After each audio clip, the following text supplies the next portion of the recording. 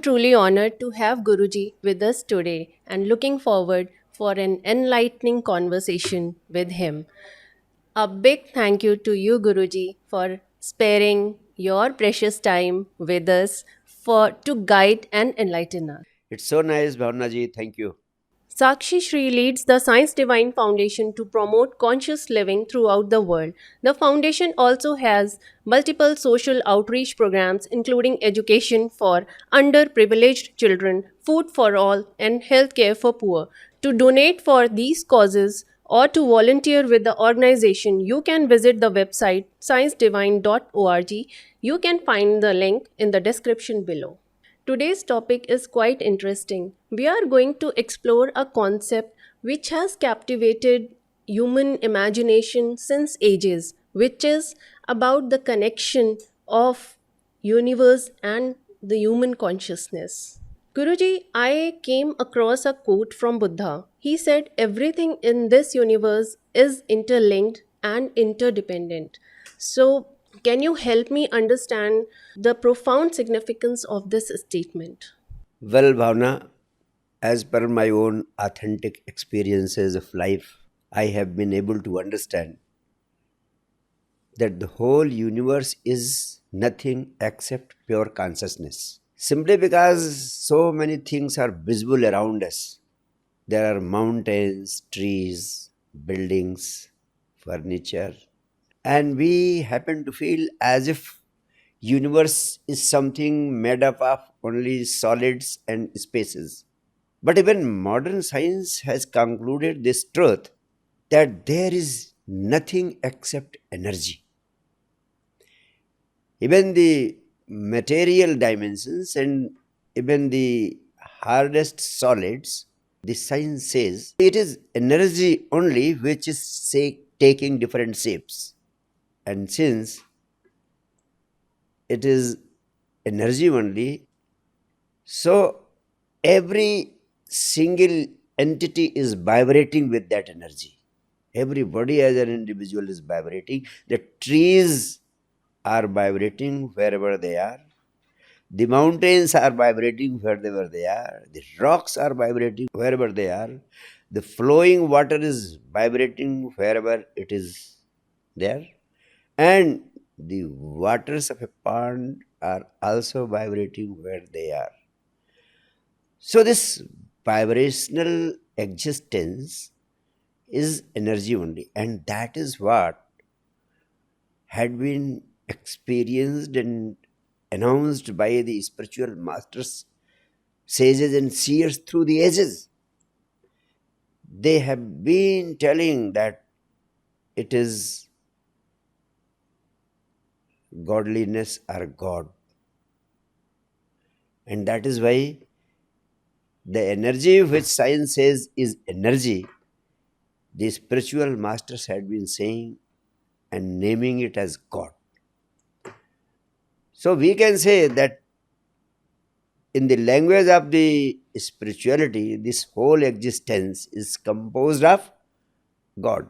It is only the God who is expressing himself in the form of this infinite existence. And the science says it is only the energy which is pervading all through the whole existence.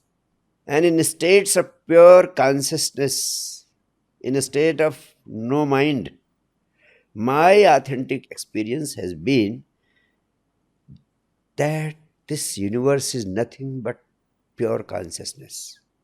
In that experience, one is destined to feel that all the objects of the universe as if they are part of a single living organism. To the extent that even you will happen to find yourself only a part of this whole vibrating universe. So, to me, on the basis of my own authentic experience, I would like to tell you that this whole universe is as good as a vibrating organism full of life. And everything that the existence contains is nothing but the part of that vibrating organism. So we as individuals are not separate from this universe. For example, you happen to go into sleep and you continue sleeping for about 7 to 8 hours. Quite in the morning, you get up and find that you are filled with new life, energy, enthusiasm. You feel rejuvenated. You find yourself more alive. What happens during the sleep that makes you rejuvenated, that makes you feel fresh and alive? During sleep, only one thing happens: you experience oneness with the whole existence. You don't feel separate because you are no more there. In a state of unconsciousness, you get connected wholly to the universe, and the universe starts vibrating inside you. And that is what makes you rejuvenated in the morning. You fail to have that experience simply because you had been unconscious due to sleep. This feeling of being separate from the universe is a byproduct of our mind. It is the mind that gives you the impression that you are separate. When mind is no more there and you are asleep, you happen to experience that oneness. And that is why it has been said that if you can experience that oneness with the existence without being unconscious, then you become enlightened. The difference is very simple. You get connected to the energy of this universe while you are sleeping. You feel fresh and rejuvenated. But if you get connected to the energy of this universe while remaining fully conscious, then you get enlightened, and that simply means that you pass through a specific state of being in which you are no more separate from the universe. You feel that I am not only a part of the universe, but you pass through such an experience which makes you feel that you are universe itself. There is a difference between the two, being a part and being the universe itself. And once you can pass through that experience, you become enlightened. And that is why the scientists of the inner has expressed the same experience, that samadhi simply means an experience of oneness with the universe while you are conscious.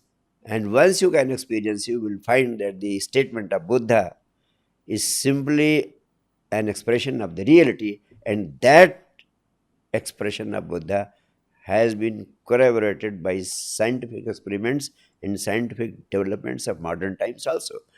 And that is the same experience which had been expressed by the sages and seers of the Upanishads also. They happen to speak Sarvam Khalvidam Brahma, and that is why they could say Aham Brahmasmi and Tattvamasi. Thank you. This is such a beautiful explanation, Guruji. So, moving ahead, we all are made up of cells, the fundamental unit of life. Each cell has its own wisdom and intelligence. So, a story from Bal Krishna's life comes to my mind where he puts mud into his mouth. He was playing somewhere, and then Ma Yashoda comes and she tries to remove the mud. As soon she opens his mouth, she sees an entire universe into his mouth. So she astonishes and So to see this, so this story connects with the concept of microcosm and macrocosm. So the question is, Guruji, how are both related to each other? And if you can also throw some light on Krishna consciousness. Very meaningful question, Bhavana. As I explained you earlier, this entire universe has got all the characteristics as regards its composition and as regards the structure and laws which govern it. The whole structure and the laws which govern this whole macrocosm, the entire universe, as we call it, the similar principles, the same laws, and the same structure applies to even its component parts, including even individuals. That is why the scientists of the inner had been saying, Yad Yad Brahmande Tat Tat Pinde. An individual contains the whole universe in a miniature form in himself. It simply means that the whole ocean can be found in the drop. The ocean and drop relationship is the relationship of the individual to the entire universe. And even modern science has expressed, examined, experimented, and reached the conclusion that the contents of the drop of water are the same that of the ocean is. The whole big tree is contained into the small seed. Otherwise, the big tree could not have come out of that small seed. What it means that the features, structure, and the principles involved in the existence and nature of the microcosm happens to the same, which is there in the entire universe, the macrocosm. And this principle has become now quite established. And that is why I say separation is only an illusion. And the idea of oneness is the real truth. And what Ma Yasoda is telling about her experience when she happened to look into the mouth of Krishna is that the entire universe she found visible into his mouth. It simply means, through this metaphor, the poet or the sage who has presented this metaphor is trying to convey a message that Krishna as an individual could contain the whole universe within himself. And it is the same concept which has been voiced by the sages and seers when they said, Aham Brahmasmi Tattvamasi.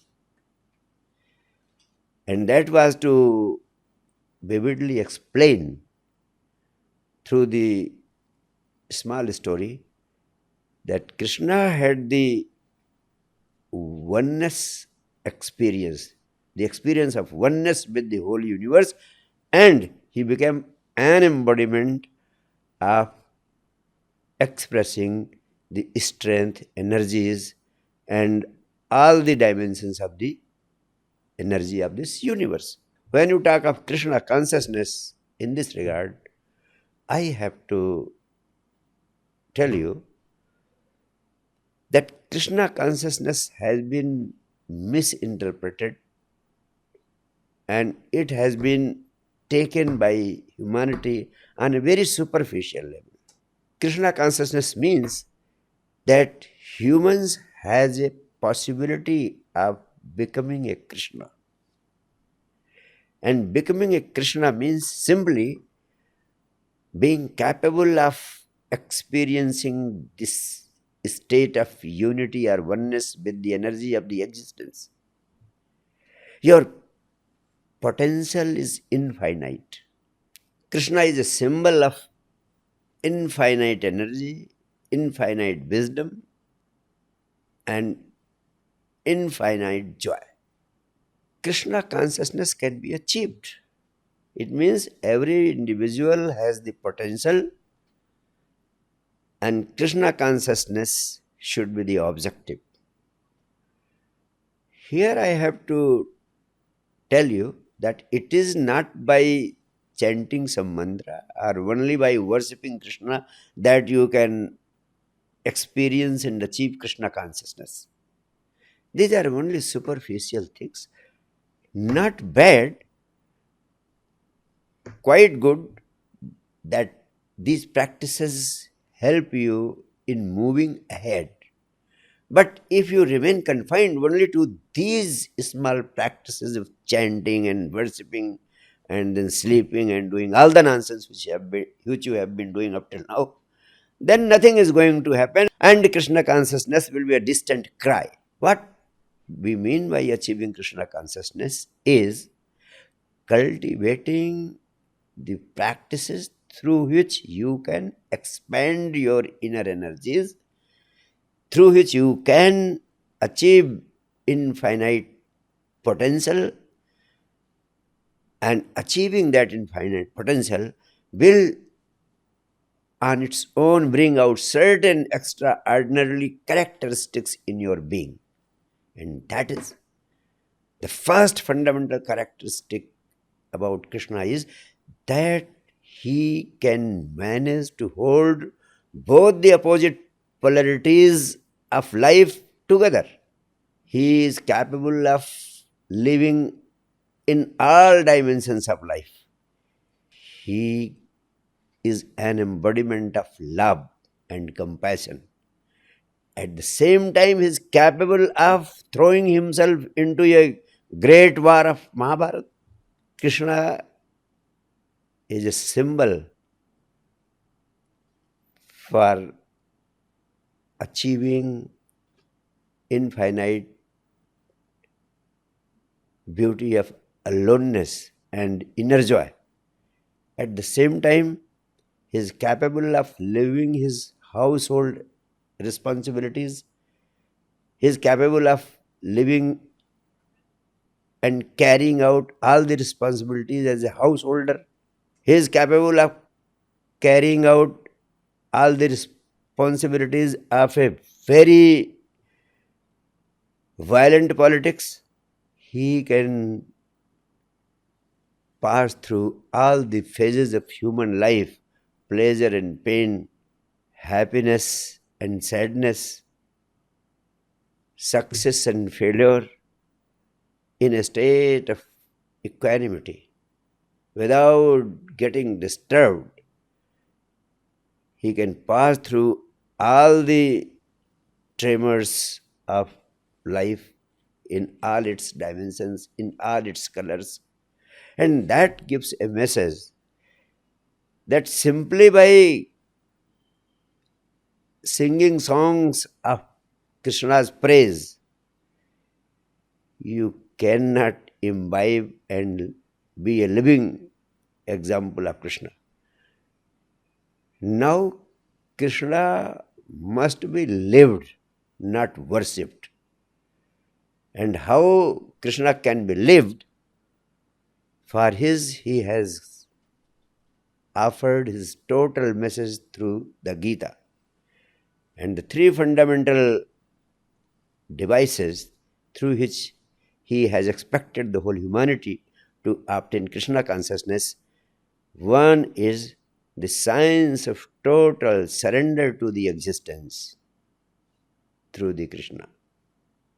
Sarvadharman parityajya mam ekam sharanam braj. So the first device is the device of total devotion and total surrender. Through cultivating a sense of total acceptance in life that will lead you towards experiencing Krishna consciousness. Because once you are totally surrendered to the existence, you become in a state of oneness with the existence. The second powerful device is action alone is thy concern, nor its consequences. So, while doing all the activities of life, if you can manage to focus all your energies into those activities with absolute involvement in those activities, with no energy going into the future towards the contemplation of the consequences, if you can put yourself wholly into the act, if you can be total in the act, then you can experience Krishna consciousness and all the joys of this life. And that is known as the yoga of action or the karma yoga. And the third device is jnana yoga, which means yoga of knowledge. Yoga of knowledge does not mean gathering knowledge and information of this word and that word or everything about the self or soul, whatever it is. It is not gathering information about physical, material, or spiritual dimensions of life. He is not referring towards accumulation of any kind of knowledge, either the material knowledge or the spiritual knowledge. It is experiencing your soul. It is experiencing your being. It is about getting centered into your being that offers you the experience not only of your soul, but through experiencing the soul, you experience the whole universe.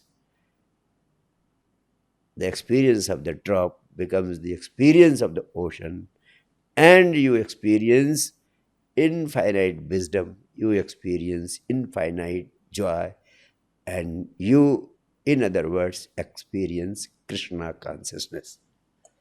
So these are the fundamental points which everybody must remember while thinking of Krishna, while worshipping of Krishna, while trying to gain wisdom and enlightenment through the path of Krishna as enunciated in Gita.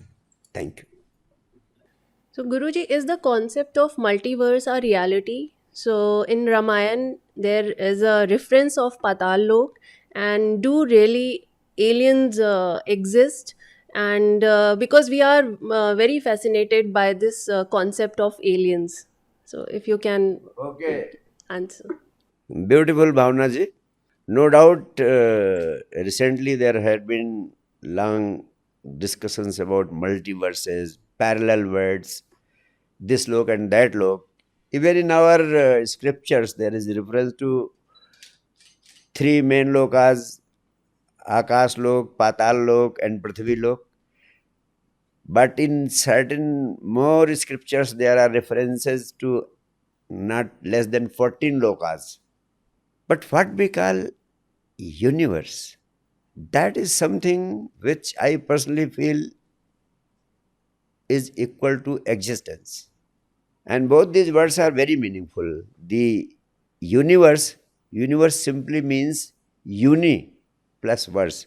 And where there is the whole existence is one. That is what we mean by universe. Otherwise, uni word must not have been there. And when we talk of multiverses, it simply means many universes. So, many universes itself is a contradiction in itself. When you say many and at the same time you say uni, it means it is a contradiction in terms. So, I personally feel that it is all a fictitious talk about multiverses. It is all a fictitious talk about many words. No doubt, there are many words. Many words means as many men, so many words. That is one thing. But as regards universe, universe means existence, and Existence means all that exists. Universe means one, everything that existence has a reference to the universe. Supposing even Akash Lok, Patal Lok, and Prithvi Lok are there, so they all are part of one universe. And talking of so many universes, it is simply a verbal jugglery only. When we speak universe, when we speak existence, it simply means one. And so far, I have not been able to come across any scientific evidence towards multiverses or many words. And to me, it all seems to be a nonsense. But no doubt, if we can imagine something, that is good. I appreciate the power of human imagination. The imagination of many words and multiverses is up till now only an imagination without any concrete scientific evidence. But still, let us keep on fabricating this imagination into more and more beautiful dimensions until and unless we can imagine something greater and higher, we can't be able to discover something greater and higher. But up till now, everything has been only up to the level of imagination only. And I say it all useless and rubbish simply because as long as the concept of universe is there, as the concept of existence is there, the whole universe, the whole thing is that there is only one universe. And the second thing you talked of aliens, as per my awareness, I would like to tell you that this all the planets, and there are innumerable planets in this universe, they are filled with life.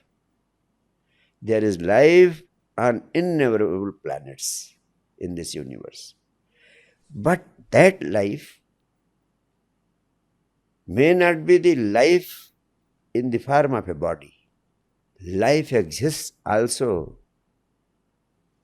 without body, in the form of spirits. So, on all the planets, there is life, and that life is in the form of spirits, not in the form of bodies or individuals.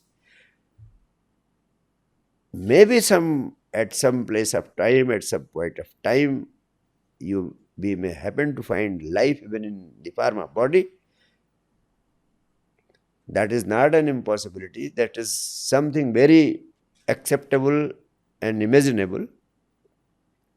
But as I told you, that the whole universe is simply energy of consciousness, and this consciousness takes the form of life also, that may be in the body or without the body. As regards the concept of aliens, up till now it has all been only a figment of imagination. We have been hearing a lot about the unidentified flying objects also. That too has up till now not been substantiated by any scientific evidence. It has been used in fictions in many ways and is being enjoyed by people. That is part of our literary talents and skills. Let us go ahead and enjoy. Let these realities unfold, and in due course of time, let them happen as a scientific evidence. But up till now, we should focus only on one thing. Instead of running into gathering knowledge about this or that, we should focus on the expansion of our own consciousness. It is through the expansion of your consciousness that you can become capable of understanding, enjoying, and living the beauties of this existence. Let the seed of consciousness which is within you expand more and more through meditation so that the pure consciousness of this universe become a part of your life and living. And my dream of creating conscious people, enlightened people on this planet may materialize on a large scale. Thank you. Thank you so much, Guruji. I want to ask you, like, who all are gods? So, I have heard somewhere that Shiva is an alien. So, if you can throw some light on this. You have asked a very relevant and interesting question. First, you ask who are gods, and then you ask, is God an alien? You see, as I have been talking to you about consciousness prevailing in this universe, and every individual being alive only through this consciousness, and expanding of this consciousness is the only object of spirituality. No doubt there are some souls who during their lifetime happen to expand their consciousness to a greater extent, though yet not fully evolved and enlightened. Such souls, after leaving this body after death, keep on waiting in the universe for entering into another womb. And when such an evolved womb happens to come across, only then they get an opportunity to enter into the womb for getting a new birth. Otherwise, they continue waiting. They, because they have to get the womb of their capabilities, of their level of consciousness. And such spirits which are still there in the universe, but yet they have not been able to take birth because of not being able to get the right womb, such souls are called as divine souls, as godly souls. And these are such souls which have been worshipped, appreciated, admired, and tried to be appeased and appropriated by sages and seers to receive their blessings. But they are only souls who are still moving towards achieving enlightenment or oneness with the universe. Maybe they will take a few lives more. And when we talk of Shiva consciousness, just as I talked of Krishna consciousness, Shiva consciousness, Shiva is not any individual sitting somewhere on the mountain Himalaya at Kailas Mansarovar. No doubt it is famous as his abode, but he is simply a symbol of energy which is one with this universe. And he has given the devices through which that oneness with the universe can be obtained.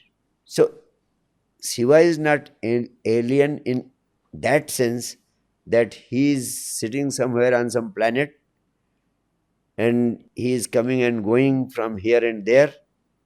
He need not come and go anywhere. When he embodies the energy of this universe in himself, he does not need to take the form. But we have taken Shiva as a symbol to convey important messages to the humanity so that they can imbibe and experience his consciousness, especially through the devices which he has offered. So, treating Shiva as an alien is again only a fictitious imagination.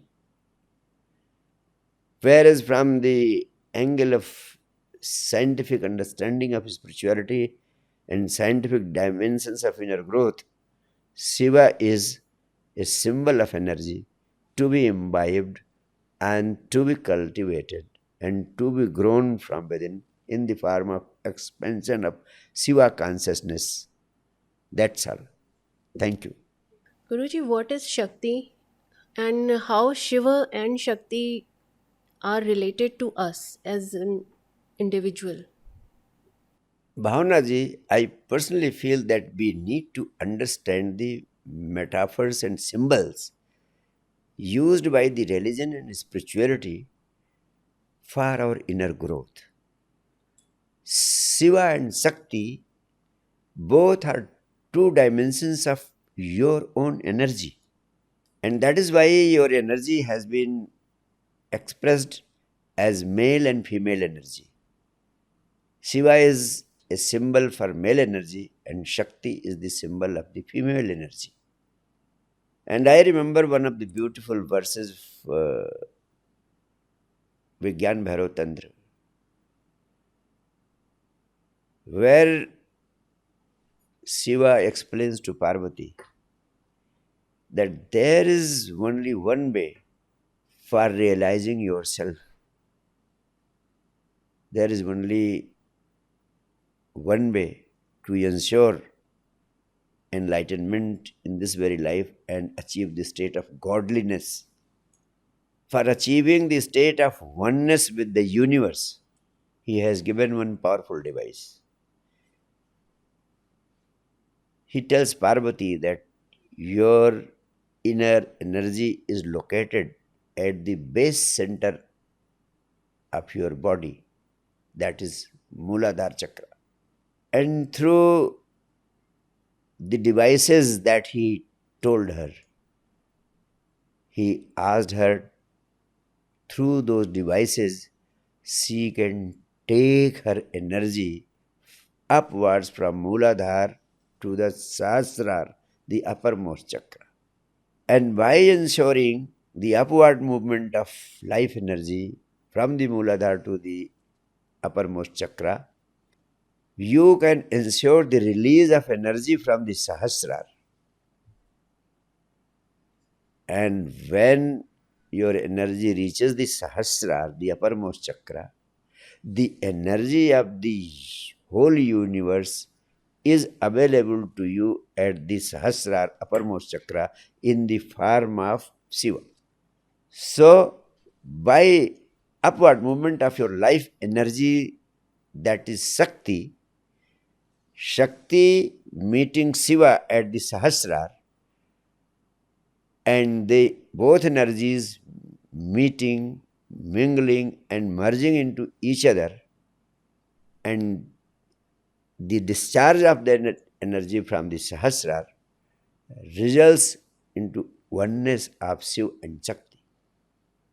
For attaining oneness with Shiva, you have to elevate your life energy Shakti up to the Sahasrara so that your meeting with the Shiva, the meeting of Shakti with the Shiva, can give you the experience of enlightenment, the experience of your own being. So Shiva and Shakti are two dimensions of your own energy, and you can ensure their meeting, mingling, and merging into oneness.